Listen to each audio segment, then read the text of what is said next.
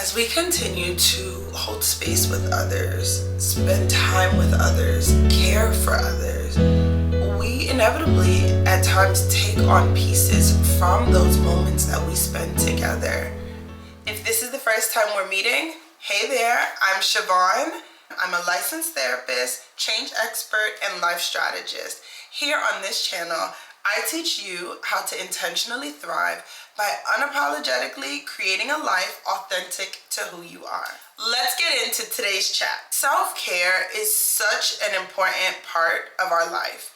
And the problem that I see all too often is that we're not engaging in it enough. But not only that, a lot of times we don't really understand how deep it is and how multifaceted it is. We're not even sure about all the different pillars that exist when it comes to self-care. Today, I want us to talk about that. I want to start the conversation in a different way so that we can all start to engage in self-care the way that it's authentic to us in our own lives, but also in a way that addresses our unique needs. Let's start with the dictionary definition. Self-care is the practice of taking action to preserve or improve one's own health. And as we know, health encompasses a multitude of things, right? It's our physical, it's our mental, it's our emotional, and it's our spiritual, just to name a few. Those are going to be 4 of the pillars that we talk about today. Let's jump right in to the physical. So when I ask you about your physical practices for self-care, what does that look like for you? Do you have any in place? Have you even thought about it? If not, it's totally okay. That's part of why we're going to talk about it today.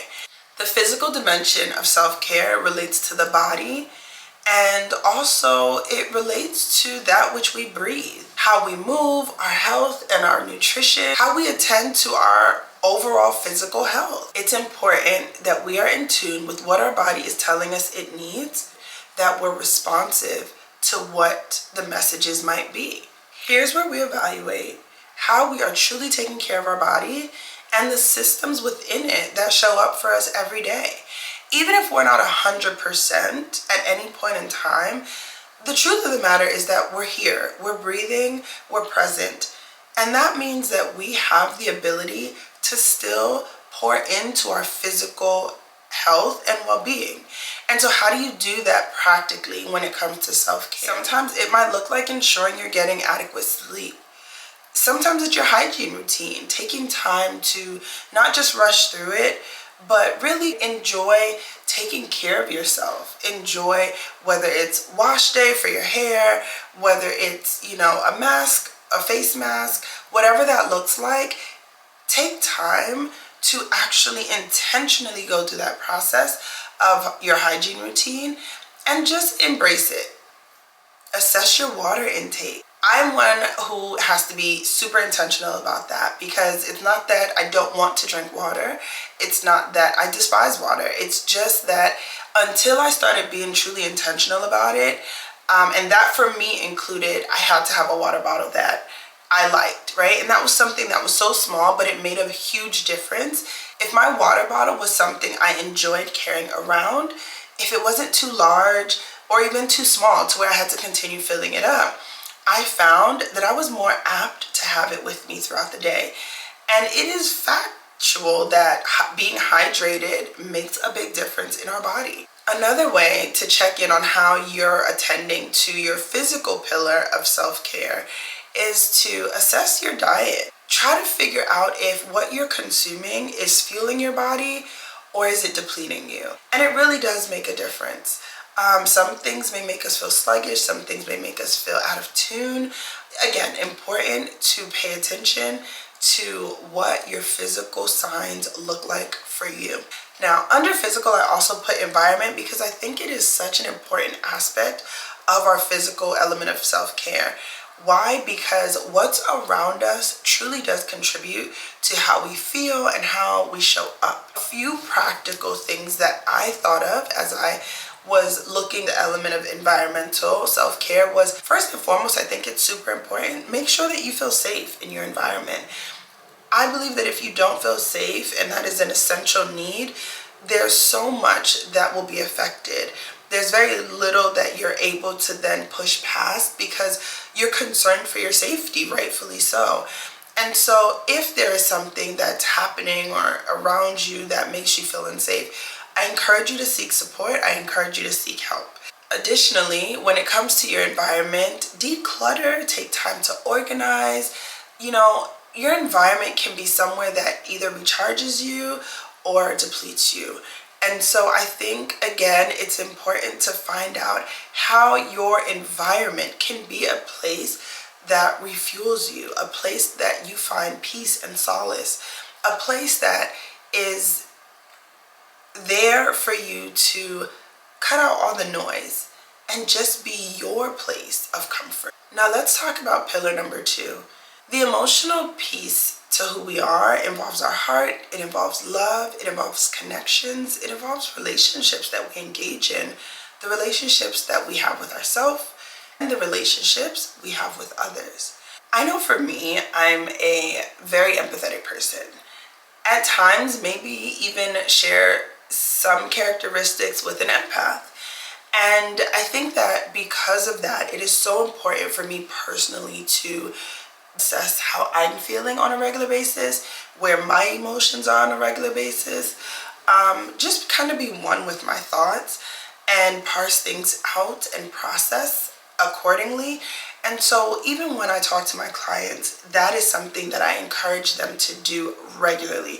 Now, of course, if we're holding sessions, then that's part of our time together is doing just that. And I am so passionate about helping people to kind of get deep into why they're feeling the way that they're feeling and really uncovering, what their needs are after that part. And that's the beauty of understanding your emotions, is that it can be so beneficial and move you to so many additional levels just by taking the time to sit and really process your emotions. So sometimes the professional roles that we have in life and the personal roles that we have in life can be ones that require a lot of us emotionally.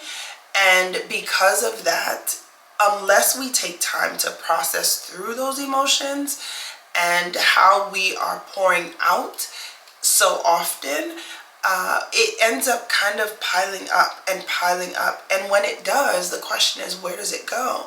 If you don't take time to process it, if you don't take time to understand how what you're taking on affects you. And what I mean by that is, if you're someone who also, is the person who listens to other people's stories and who is there to sort through things with people and help them come to decisions or what have you. If you're a parent, your children, they need you emotionally, right? So we carry that around with us at times as well.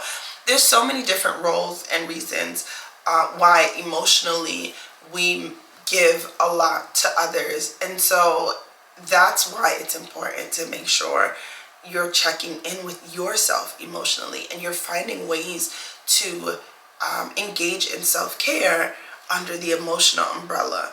As we continue to hold space with others, spend time with others, care for others, we inevitably at times take on pieces from those moments that we spend together.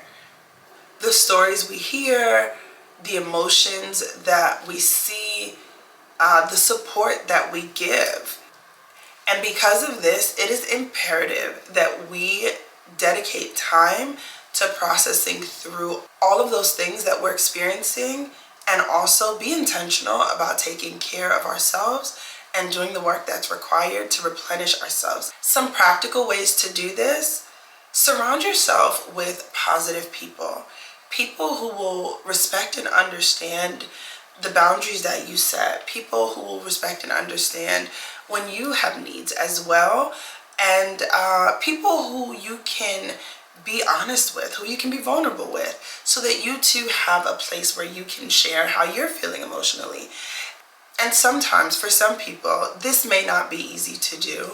And so I encourage you to find a professional, find a therapist that you can talk to, one that you connect with, and that you can have an environment to go through this process with on a regular basis. Find a way in which you can release your thoughts. Now, this for some people may look like journaling. For other people, it may look like meditation. Whatever your particular fashion of releasing your thoughts and emotions look like, embark upon it and try. Understand, it may take you a time or two before you find what really works for you. It may take 3 or 4 times. I always encourage people to just act and do it. It's not about it being successful from the start. It's about understanding that you're putting in the effort and that you're actually working towards a place where you can feel refueled. Let's honor our feelings. Let's not be afraid of seeking support, not be afraid of seeking help, and let's truly get down to what we need emotionally.